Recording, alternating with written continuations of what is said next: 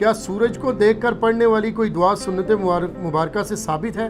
اگر ہے تو مکمل ریفرنس کے ساتھ عربی میں پڑھ دیں اور اردو ترجمہ بھی فرما دیں۔ سورج والی نبی علیہ السلام سے تو کوئی دعا ثابت نہیں ہے جی۔ چاند کے بارے میں بھی کچھ روایتیں ہیں، لیکن کوئی بھی صحت کے درجے پہ نہیں ہے کہ چاند دیکھ کے دعا کی جائے۔ اگر کوئی کر لیتا ٹھیک ہے، اللہ کی طرف رجوع کرنا چاہتا ہے ضرور کرے۔ دعا تو آپ کسی بھی وقت اللہ تعالیٰ سے کر سکتے ہیں جی۔ البتہ سورج کے بارے میں موقوفاً سیدنا عبداللہ ابن مسعود رضی اللہ تعالیٰ عنہ کی دعا صحیح مسلم میں ہے۔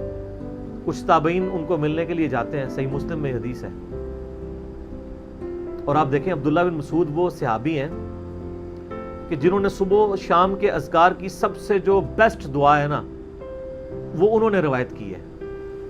اصبحنا و اصبح الملک للہ والحمد للہ لا الہ الا اللہ وحدہ لا شریک لہ لہ الملک و لہ الحمد وہو علی کل شیء قدیر ربی اسألک خیر ما فی ھذا اليوم و خیر ما بعدہ واعوذ بک من شر ما فی ھذا اليوم و شر ما بعدہ ربی اعوذ بک من الکسل وسوء الکبر ربی اعوذ بک من عذاب فی النار و عذاب فی القبر۔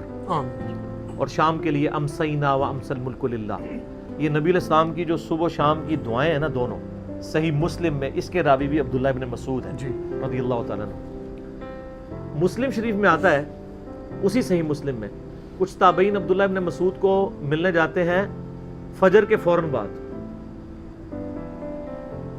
دروازہ کھٹکھٹاتے ہیں تو وہ اپنی ایک کنیز کو بھیجتے ہیں کہ مہمانوں کو اندر لے آؤ، تو مہمان پھر بھی باہر کھڑے رہتے ہیں، پھر دوبارہ پیغام بھجواتے ہیں تو وہ اندر آتے ہیں۔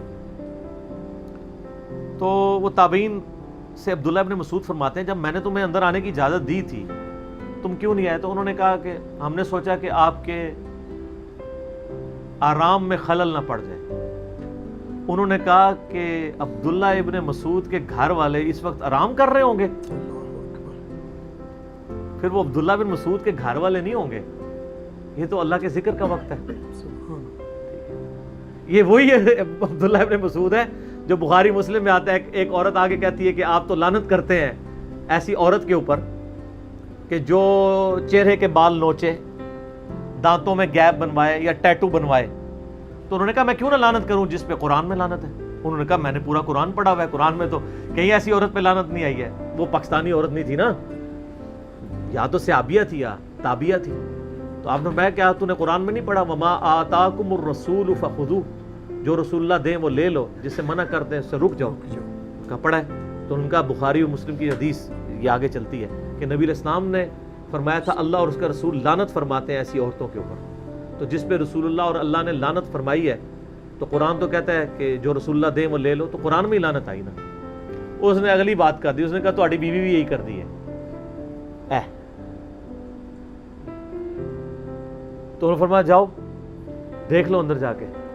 وہ اندر گئی تو واپس آ کے کہا کہ نہیں اے بھی سنی سنائی گلاں سن، اے تہاڈے خلاف کلپ جڑا ایویں چڑھا ہوا سی، جھوٹا الزام تھا۔ تو انہوں نے پھر فرمایا کہ اگر وہ ایسا کرتی ہوتی پھر عبداللہ ابن مسعود کی بیوی نہ ہوتی۔ بھئی انہوں نے کلمہ پڑھا تھا، وہ صرف اللہ رسول کو ماننے والے نہیں تھے، اللہ رسول کی ماننے والے بھی تھے۔ تو مسلم شریف کی اس حدیث پہ واپس آ جائیں، ابن مسعود نے کہا کہ وہ پھر ابن مسعود کے گھر والے تو نہ ہوتے جو اس ٹائم سوئے ہوئے ہوتے۔ تو وہ کہتے ہیں کہ وہ پھر ہم بیٹھ گئے تو عبداللہ بن مسعود پھر ذکر اذکار کرنا شروع ہو گئے، تسبیحات پڑھنا شروع ہو گئے۔ پھر تھوڑی دیر بعد انہوں نے اپنی کنیز کو کہا کہ باہر جا کے دیکھو سورج نکلا ہے باہر۔ تو وہ آئی تو اس نے کہا کہ نہیں ابھی سورج نہیں نکلا۔ پھر وہ تسبیحات میں مشغول ہو گئے۔ پھر تھوڑی دیر بعد انہوں نے بھیجا تو کنیز نے کہا کہ ہاں سورج نکل آیا ہے، یعنی اشراق کے ٹائم کا وقت ہو گیا۔ تو وہاں پہ مسلم شریف کے الفاظ ہیں، عبداللہ ابن مسعود نے دعا پڑھی، الحمدللہ الذی اقالنا یومنا ھذا ولم یہلکنا بذنوبنا۔ الحمدللہ الذی اقالنا، یہ قاف کینچی والا ہے۔ تمام تعریفیں اس اللہ کے لیے ہیں جس نے مجھے آج کے دن تک کے لیے ہمیں باقی رکھا زندہ، یعنی مرنے کے بعد اٹھا لیا، یعنی نیند موت کی بہن ہے نا، اسی لیے بخاری میں آتا ہے نبی علیہ السلام سوتے وقت کیا دعا پڑھتے تھے؟ اللہم بسمی کا اموت و احیا، بھی اسمی کا بھی ٹھیک ہے، بسمی کا بھی ٹھیک ہے، اے اللہ میں تیرے نام پہ جیتا اور مرتا ہوں۔ اور بخاری میں ہی آتا ہے صبح اٹھ کے کیا دعا پڑھتے تھے؟ الحمدللہ الذی احیانا بعد ما اماتنا والیہ النشور، تمام تعریفیں اس اللہ کے لیے جس نے مرنے کے بعد جو دوبارہ زندہ کر لیا، اور اسی کی طرف ہمیں پلٹنا ہے۔ تو یہاں پہ عبداللہ ابن مسعود نے کیا دعا کی؟ الحمدللہ الذی اقالنا یومنا ھذا، تمام تعریفیں اس اللہ کے لیے ہیں جس نے آج کے دن کے لیے ہمیں زندہ باقی رکھا، وَلَمْ يُهْلِكْنَا بِذُنُوبِنَا، اور ہمارے گناہوں کے سبب ہمیں ہلاک نہیں کر دیا، ایک زندگی کا اور دن ہمیں دے دیا۔ یہ میں جب ایف ایس سی میں پڑھتا تھا نا، اس وقت ہم دعوت اسلامی میں تھے نا، اس وقت ہمیں یہ دعا یاد کروائی گئی تھی۔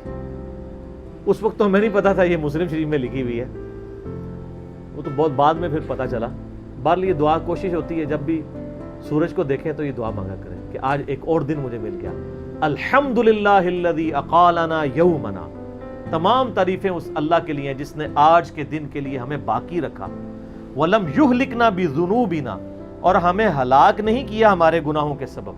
آپ اردو میں بے شک پڑھ لیں، اسلام 360 میں جا کے آپ لکھ لیں تو یہ آ جائے گا، اقالنا یومنا ھذا، کوئی بھی لفظ لکھ دیں، اقالنا الف قاف الف اقالنا لام نون الف قاف کینچی والا، تو یہ دعا انشاءاللہ تعالیٰ کھل جائے گی۔ یہ دعا یاد کریں، یہ حضرت عبداللہ ابن مسعود نے روایت کی ہے اپنے ریفرنس سے، چونکہ حدیث موقوف ہے، نبی علیہ السلام نے یا تو تعلیم کی ہوگی، اگر نہیں بھی کی ہوگی، اگر صحابی سے کوئی دعا ثابت ہو جائے تو اس دعا کو اسی طریقے سے لیا جاتا ہے، ٹھیک ہے، کیونکہ ظاہر نبی علیہ السلام ہی ان کا سورس آف نالج ہیں، پھر وہ اللہ کے مقبول بندے ہیں، ان کی دعائیں جو ہیں وہ امت کے لیے حجت ہیں، حجت ہیں تو امام مسلم نے نقل کی ہے نا، ورنہ تو اس کو دعا کے طور پہ نقل نہ کیا جاتا ابن مسعود رضی اللہ تعالیٰ عنہ کے حوالے سے۔ اسی طریقے سے دیکھیں نا صحیح بخاری میں سیدنا عمر کی دعا ہے، اے اللہ مجھے مدینے میں موت دینا اور شہادت کی موت دینا۔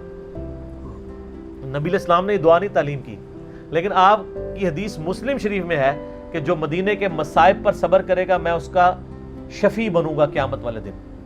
اور ترمذی میں حدیث ہے، مدینے میں موت مانگو، جو مدینے میں مرے گا قیامت کے دن میں اس کی شفاعت کروں گا۔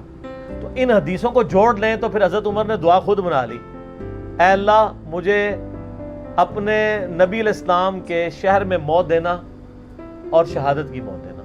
تو آپ اس طرح دعائیں مانگ سکتے ہیں، دعا آپ کوئی بھی مانگ سکتے ہیں، اس میں کوئی حرج نہیں، اردو میں بھی عربی میں بھی جس طرح مرضی دعا مانگیں۔ جو محال چیزیں نہ ہوں وہ آپ نہیں مانگ سکتے۔ آپ یعنی اگر کوئی یہ کہتا ہے یا اللہ میرا سارا گھر سونے کا بنا دے، تو یہ دعا نہیں مانگنی چاہیے، یا میرے مرے ہوئے ماں باپ کو زندہ کر دے، یہ دعا نہیں، یہ محال دعائیں ہیں، اس طرح کی دعائیں نہیں۔ باقی جو پاسبلٹیز ہیں وہ آپ ضرور مانگیں۔ ایون میرا تو موقف ہے، جو ضعیف روایتوں میں دعائیں آتی ہیں نا، اگر ان میں الفاظ ٹھیک ہیں نا تو مانگتے رہیں۔ ایون جو جن صورتوں کے فضائل ضعیف احادیث میں آتے ہیں وہ صورتیں آپ پڑھتے رہے اگر آپ کی روٹین میں، کیونکہ اگر وہ فضیلت نہ بھی ملی، قرآن پڑھنے کی اپنی تو فضیلت ہے نا۔ جامع ترمذی میں حدیث ہے، جس نے قرآن کا ایک حرف پڑھا اسے 10 نیکیاں ملیں گی، اور میں نہیں کہتا کہ الف لام میم ایک حرف ہے، بلکہ الف ایک حرف، لام ایک حرف اور میم ایک حرف ہے، 30 نیکیاں ملیں گی، ٹھیک ہو گیا؟ تو وہ ثواب تو ضائع نہ کریں۔